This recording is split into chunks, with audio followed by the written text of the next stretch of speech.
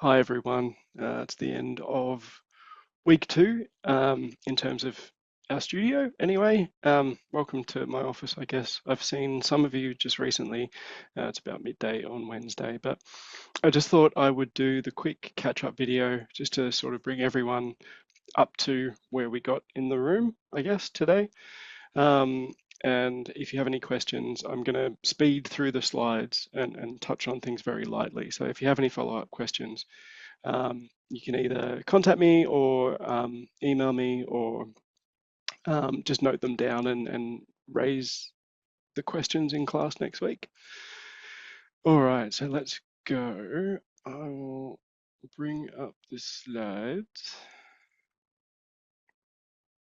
Just give me 1 second.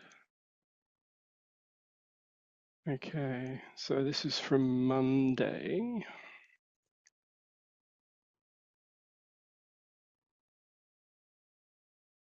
Hopefully it works.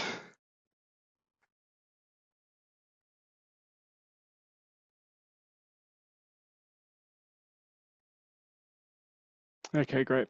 So there I am. Put myself over Leonardo. All right, I'm going to set a timer because I don't want to drive you or I crazy. Let's see if I can get through Monday's slides in 5 minutes. So I asked you to set up a Leonardo account. I think most of you did that and were able to access the tool and some credits. If you can all keep an eye out for stuff on social media, news sites, all your feeds and everything. We talked a little bit about, I think someone raised that AI tools have been deployed in diagnosis of breast cancer. And the story that I had was around Runway, the video generation tool. I think they leaked some sources for their data sets that they were training their video models on, and quite a few creators found themselves on that leak. We talked a little bit about everyday AI, and in particular the aspects of everyday AI that you might pick up on for your first assignment. Again, just to reiterate, a lot of the sort of ideas I have around use of AI, ways we might integrate it into our lives and workflows come from Michel de Certeau. So the reading, which is Making Do. If you haven't yet had a chance to write some, write some notes on that or highlights, get to that if you can. Just some places you might find AI. And machine learning systems have been deployed in these fields for a really long time. Tools that use AI as part of their operation. This is the big list of everyday AI in terms of direct applications, and then in areas and roles. So between these two slides, you might pick one aspect of AI to do your mini documentary on. Sorry, these two slides. Talking a little bit about techniques, practices, and workflows. This is a daily workflow for going from bed to work, I suppose. You might visualize it as a table. You might visualize it in terms of a flow or a timeline, if you like, with kind of branching things. I got you to do your own little workflows for some of these scenarios, and the same for some uni scenarios like assignment briefs or group work, and the same for research. So my point with this was to get you thinking about the steps that you take to do different things. And from there, the idea for kind of the rest of the studio, but particularly for assignment one, is how might you bring AI into some of those processes or practices. And then we got into prompting. So some tips there on the slides for how to get the most out of tools like Claude, which I've been using here, or ChatGPT. Just some funny stuff as well. I asked AI early on in the year, I asked for some help putting the studio together, and mixed results. I wasn't super happy with it, but it gave me some ideas, and when I gave it a bit more detail, it was helpful. Just some tests that you might have a play with text-based tools, ways that you might tweak your prompts. And then I got those in class. I just got to do some index cards with some keywords.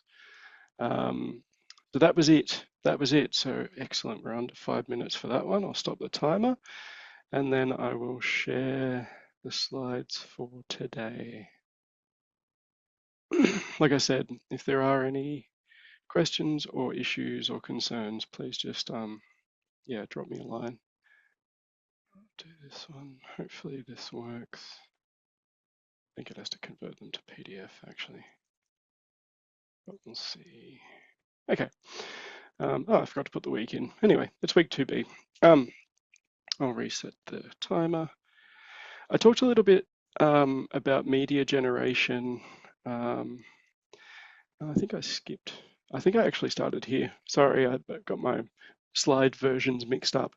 We talked a little bit about what makes good research, what research is. I guess my takeaway for this is that yes, it is something that you have to do. It is kind of a requirement of getting a degree, being a university person, an academic, a scholar practitioner, whatever you want to call yourself. You know, I certainly see myself as hopefully helping you become a little bit better at it, but it doesn't have to be boring. I think there's a lot of there's a lot of the idea that research and academic work has to be incredibly staid and boring and dense. And I really hope that by the end of the studio, at least, you have a sense that despite me giving you dense French philosophy early on, that it can be sort of fun and can do different things. This is what research is meant to do, ideally, you know, find new angles, insights, discoveries, propose new methods, synthesize older ideas into new ways of seeing things. And the idea is that it contributes new knowledge to a particular field.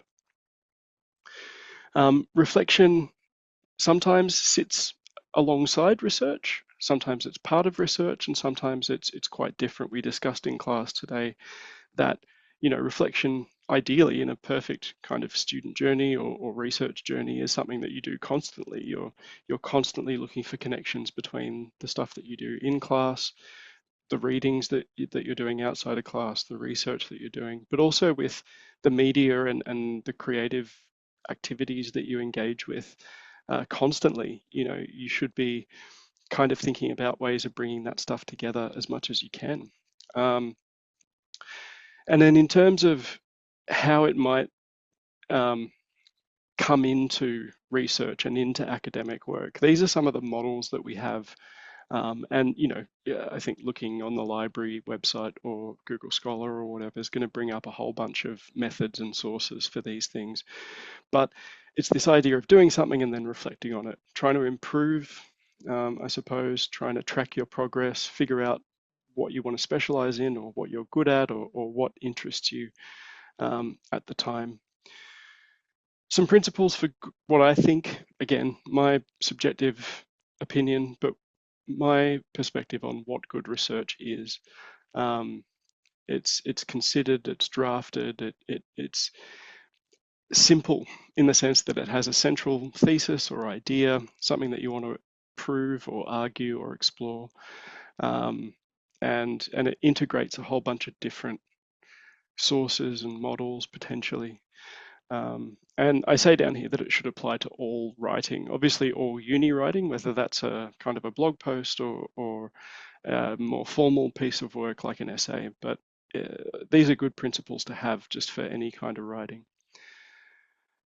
Yeah, it doesn't have to mean that it's dense or confusing. It could be challenging, it could provoke for sure. It could use some big words that maybe you haven't seen before, and that's fine. Like that's part of the deal. But it shouldn't be, I guess, using big words just to show off, you know, some of that sort of jargon laden stuff. So Sean Cubitt is the example I've given here, very intelligent person and scholar, and does use a lot of big words, but he does so in a good way, in a writerly way, I would argue. Some tips for finding angles, for finding connections. This is my slightly terrifying graph view in Obsidian. I find it quite useful for finding little clusters of things that I might bring together and things that I'm genuinely interested in rather than things that I feel like I have to look at.